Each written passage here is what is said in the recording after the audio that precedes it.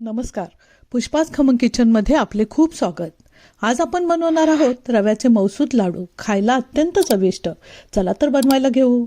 यासाठी साहित्य: रवा, तूप, बेदाणे, काजू, बदाम, साखर, ओलं खोवलेलं खोबरं, वेलदोडे, जायफळची पूड. गॅसवर तापलेल्या कढईमध्ये तूप गरम करून यामध्ये रवा खमंग भाजून घेऊया. यामध्ये काजू बदामाचे काप, वेलदोडे, जायफळची पूड घालून खोवलेलं खोबरं घालून सर्व मिक्स करत हलवायचं आहे. आता तूप घालून घेऊया. आता साखरेचा पाक करून घेऊ.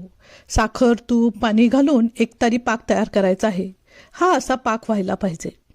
हा पाक भाजलेल्या रव्यावर टाकून मिक्स करून घ्यायचे. यामध्ये बेदाणे घालून यावर प्लेट झाकून 1 तास मुरत ठेवायचे आहे.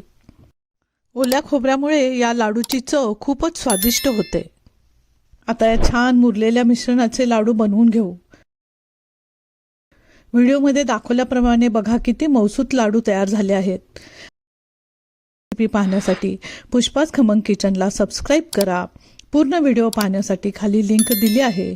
धन्यवाद.